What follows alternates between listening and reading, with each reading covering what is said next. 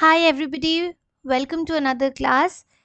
आप देख रहे हो लीगल रैबिट। मैं हूँ विदुषी और हम पढ़ रहे हैं सीबीएसई के क्लास 12th का सिलेबस।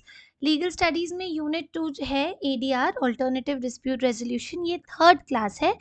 आज हम पढ़ेंगे legal provisions relating to ADR and section 89 of the civil procedure code.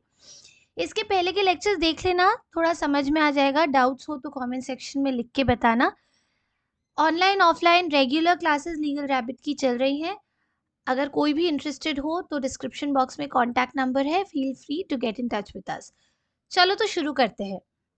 तो एक टाइम पे जो एडीआर था वो क्या था, एक वॉलेंटरी एक्शन था on the part of the parties. पर अभी एडीआर को मिल गया है स्टैट्यूटरी रिकॉग्निशन। स्टैट्यूटरी माने something that is derived from a statute और अ लॉ। सो बेसिकली अब एडीआर को क्या मिल गया है, लीगल रिकॉग्निशन। इसको अब लीगली रिकॉग्नाइज किया जा रहा है। इसके लिए हमारे पास लॉज हैं। किन लॉज से इसको लीगल रिकॉग्निशन मिला है? एक तो है आर्बिट्रेशन एंड कंसिलिएशन एक्ट, एक है लीगल सर्विसेज अथॉरिटीज एक्ट, और एक है section 89 of the CPC, section 89 of the civil procedure code. Civil procedure code क्या है? जो बताता है the rules, the processes that have to be followed in a civil proceeding. तो यहाँ पे सेक्शन 89 में एडीआर को रिकॉग्निशन दिया गया है। ठीक है, तो ये बस याद रखो कि यहाँ पे तीन प्रोविजंस है, arbitration conciliation act, legal services authorities act and section 89 of CPC, जहाँ की लीगली एडीआर को एक्सेप्ट किया गया है। अब हम बाद में पढ़ेंगे कि सेक्शन 89 एग्जैक्टली होता क्या है। तो टेक्स्ट बुक से पढ़ो। Alternative dispute resolution ADR, which at one point was considered a voluntary action, now has obtained statutory recognition. Legal recognition अब मिल गया है। Statutory माने something which comes from a statute. Legal recognition मिल गया है। कैसे मिला है? By enactment of Arbitration and Conciliation Act, Legal Services Authorities Act and Section 89. ठीक है, इसको कैसे याद कर सकते हो? इसको याद कर सकते हो ALS, अ लव स्टोरी। सो ए से arbitration and conciliation act, L से लीगल सर्विसेज अथॉरिटीज एक्ट और एस से सेक्शन 89 ऑफ सीपीसी। इन तीनों से लीगली एडीआर को रिकॉग्नाइज किया है। अब जो सेक्शन 89 है सीपीसी का, सीपीसी यानी civil procedure code. Civil procedure code का सेक्शन 89 क्या बोलता है? अब इसको हम एक नोटपैड में कॉपी करके वहां से समझते हैं। अब जो सेक्शन 89 है सीपीसी का, सेक्शन 89 ये बोलता है कि अगर कोई मैटर कोर्ट के पास जाता है, सोचो कि ए और बी, इन दोनों के बीच में एक डिस्प्यूट होता है, ये दोनों कोर्ट के पास चले जाते हैं। ठीक है, तो कन्वेंशनल मेथड से अपने अपने लॉयर्स हायर करते हैं, कोर्ट के पास चले जाते हैं और डिस्प्यूट को कोर्ट सिस्टम में ही आगे बढ़ा के रिजॉल्व करना चाहते हैं। अब कोर्ट के पास ये पावर है। क्या पावर है? एक पावर है अंडर सेक्शन 89 ऑफ सीपीसी। ये पावर है कि कोर्ट अगर चाहे और कोर्ट को अगर ये लगे कि भाई ये जो ए और बी के बीच में झगड़ा है ना, ये तो सेटल हो सकता है आउटसाइड द कोर्ट भी, कोर्ट के बाहर भी इसका सेटलमेंट हो सकता है। दोनों के म्यूचुअल कंसेंट से एक अंडरस्टैंडिंग करके दोनों इस डिस्प्यूट को सॉल्व किया जा सकता है। इस केस को कोर्ट में अननेसेसरली आगे बढ़ाने की जरूरत नहीं है। सेक्शन 89 ऑफ सीपीसी कोर्ट को ये पावर देता है कि when it appears to the court that there exists elements of a settlement which may be acceptable to the parties. Court को ए और बी का झगड़ा सुन के लगा कि इस इनके झगड़े में जो भी इनके डिमांड्स हैं, जो भी इनकी ग्रीवेंसेस हैं, इसको सेटल किया जा सकता है और कुछ ऐसे टर्म्स हम बना सकते हैं जिससे दोनों की ही रिक्वायरमेंट्स फुलफिल हो जाए। तो कोर्ट को अगर ये लगता है कि yes there can be some element of settlement which can be acceptable to the parties, then the court shall formulate terms of settlement. यानी कि कोर्ट क्या करता है? कोर्ट एक प्रपोज टर्म्स ऑफ सेटलमेंट देता है।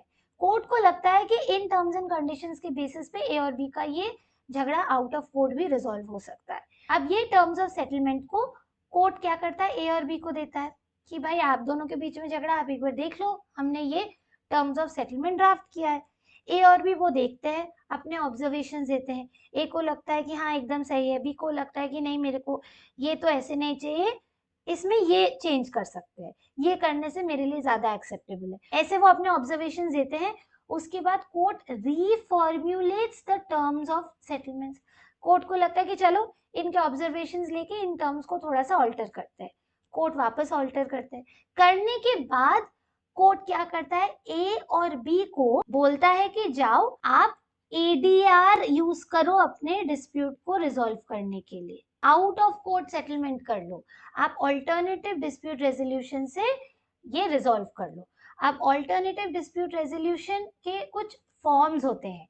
आर्बिट्रेशन एडीआर का form है, कंसिलिएशन एडीआर का फॉर्म है, जुडिशियल सेटलमेंट एडीआर का फॉर्म है, मीडिएशन एडीआर का फॉर्म है। ठीक है, तो कोर्ट को जो भी अप्रोप्रिएट लगता है, इस डिस्प्यूट के लिए जो भी फॉर्म अप्रोप्रिएट लगता है, कोर्ट उस मेथड को रेकमेंड करता है ए और बी को। So the court refers the dispute to either arbitration, conciliation, judicial settlement or mediation. ठीक है, अब ये क्यों इम्पोर्टेंट है?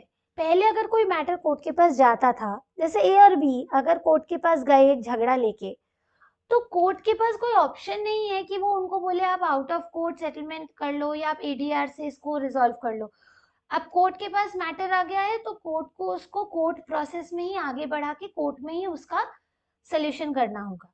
Section 89 is giving power to the court. What power? Power to refer the dispute to ADR. और ये power क्यों जरूरी है? क्योंकि बहुत वर्कलोड जुडिशरी पे है, पेंडिंग केसेस हो रहे हैं, केसेस को डिस्पोज ऑफ करना मुश्किल हो जा रहा है, कोर्ट का टाइम बहुत प्रेशियस है।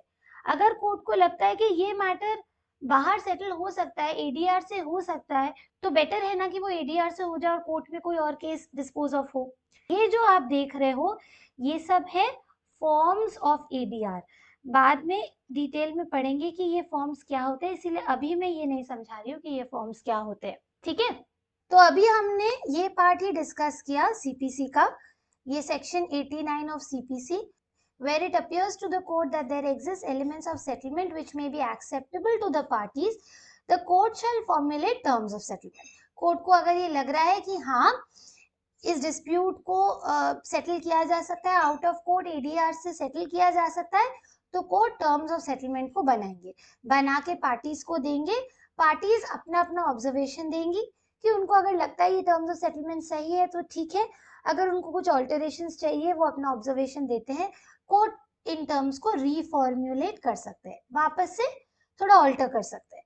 करने के बाद the court refers the dispute to basically what, ADR. अब एडीआर के क्या क्या फॉर्म्स है, arbitration, conciliation, judicial settlement and mediation, ये सारे फॉर्म्स ऑफ एडीआर है जिनको हम बाद में डिटेल में डिस्कस करेंगे। तो कोर्ट को जो भी लगता है कि इस डिस्प्यूट के लिए आर्बिट्रेशन सूटेबल है, कि कंसिलिएशन सूटेबल है, कि जुडिशियल सेटलमेंट सूटेबल है, कि मीडिएशन सूटेबल है, जो भी सूटेबल लगता है कोर्ट उसके लिए इस डिस्प्यूट को रेफर कर देता है।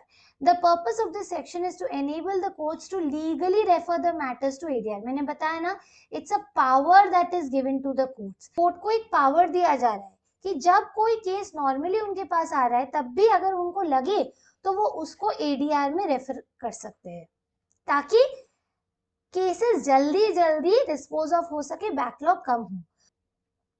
In the modern era, several new and sophisticated forms of ADR techniques have developed. Different forms of ADR techniques are discussed in the subsequent parts of this chapter.